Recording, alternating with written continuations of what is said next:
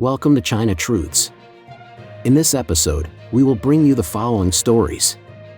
Chinese Communist Party considers allowing large Chinese yuan depreciation. China's low-income population is around 900 million, Mainland scholar reaffirms. Now, let's dive into the details. It's all covered in today's China Truths. Chinese Communist Party considers allowing large Chinese yuan depreciation. Reuters reported on Wednesday, December 11, that sources familiar with the matter claim the Chinese Communist Party, CCP, is considering allowing the renminbi, RMB, to depreciate significantly in 2025 to counter the impact of increased tariffs following the soon-to-be return of Donald Trump to the White House. The RMB subsequently depreciated against the US dollar. However, analysts have pointed out that while a weaker RMB might not help solve China's underlying economic issues, it could trigger other countries to impose import restrictions on Chinese goods, and the US might label China a currency manipulator. After the Reuters report was released, the RMB to USD exchange rate fell by about 0.3%, briefly dropping to 7.2803.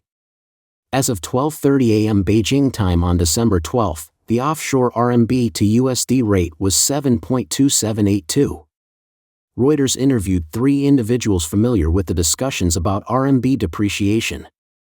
One source mentioned that while China's central bank is unlikely to stop supporting the RMB, it is likely to emphasize allowing the market more influence in determining the RMB exchange rate. A third source indicated that the People's Bank of China, PBOC, or China's central bank is considering lowering the RMB's exchange rate against the US dollar to 7.5 to mitigate the impact of US tariffs. This would represent a roughly 3.5% depreciation from its current level of around 7.25. Currently, the RMB is tightly controlled by China's central bank. In 2014, the PBOC announced that the RMB could fluctuate within a 2% range of the daily reference rate. A weaker RMB would boost the competitiveness of Chinese exports globally. During Trump's first term, a trade war between China and the US led to a depreciation of the RMB by over 12% from March 2018 to May 2020. Since the end of September this year, the RMB has depreciated nearly 4% against the US dollar. At a Politburo meeting on Monday, December 9, the CCP promised to adopt a moderately relaxed monetary policy next year, marking China's first shift in its monetary stance in 14 years. Notably, the typical phrase maintaining the basic stability of the RMB was not mentioned, a departure from past rhetoric. This phrase was last used in July, but it was absent when a series of stimulus measures were announced in September. Last week, a paper published by the China Finance 40 Forum, a think tank, suggested that China should temporarily shift the RMB exchange rate from being pegged to the US dollar to being linked to a basket of non-dollar currencies, particularly the euro, to ensure greater flexibility in times of trade tensions. Both Nomura Securities and Mitsubishi UFJ Financial Group, MUFG, analysts agree that a RMB depreciation is likely. Nomura's global FX strategy head Craig Chan stated, "My view is that China's foreign exchange strategy will introduce more flexibility." Nomura predicts that the RMB will fall to 7.60 against the USD by the end of May next year. Mitsubishi UFJ forecasts 7.50, assuming an average 40% tariff on Chinese goods. East Spring Investments fixed income portfolio manager Ronwen Go stated that he expects China to implement a controlled, gradual depreciation of the RMB, though Asian currencies, especially those of export-driven economies, may adjust in sync with the RMB on a trade-weighted basis.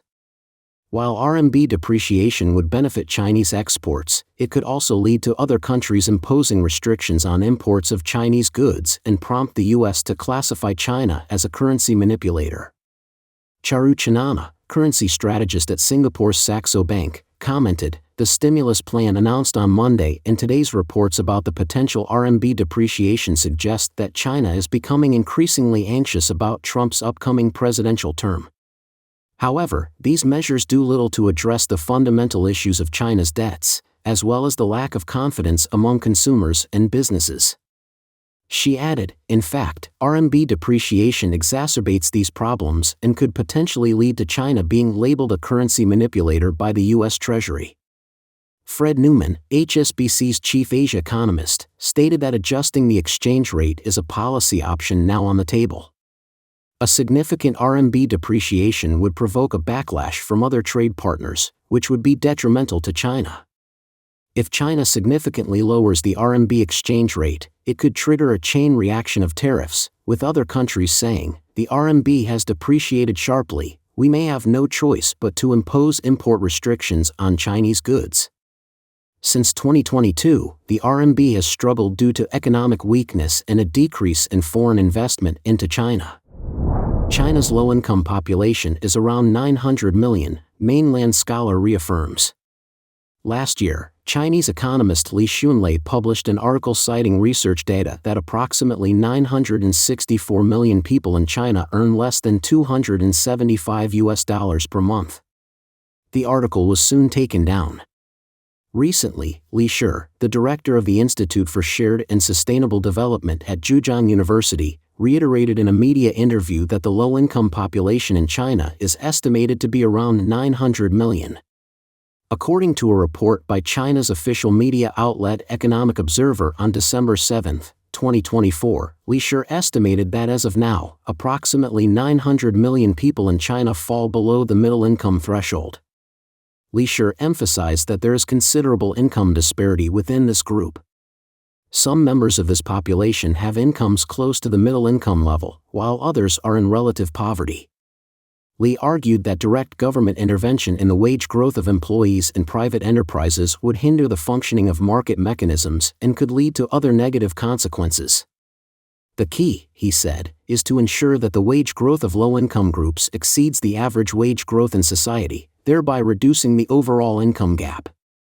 Wang Guochen, an assistant researcher at Taiwan's Tsinghua Institution for Economic Research, told Radio Free Asia that this figure does not contradict the Chinese government's so-called poverty alleviation efforts because the poverty standard adopted by the government is far lower than what is used in other countries. Although the Chinese government claims to have eradicated poverty, the income gap remains significant, with many still above Beijing's designated poverty line.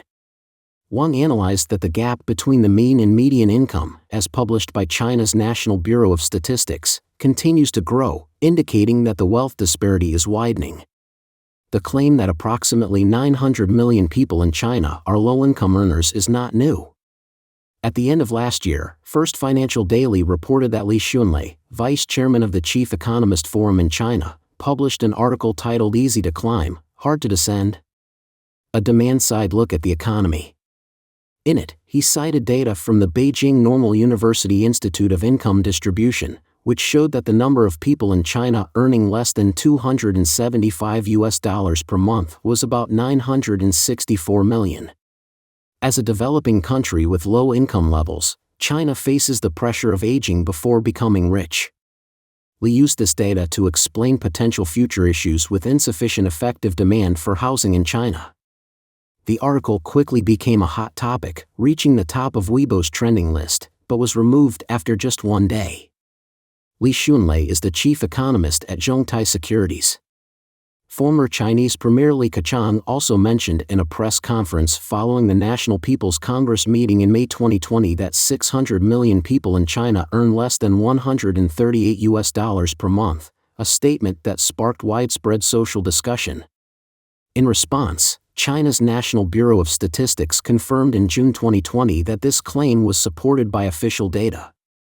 In 2019, there were indeed 610 million people whose average monthly income was less than $138.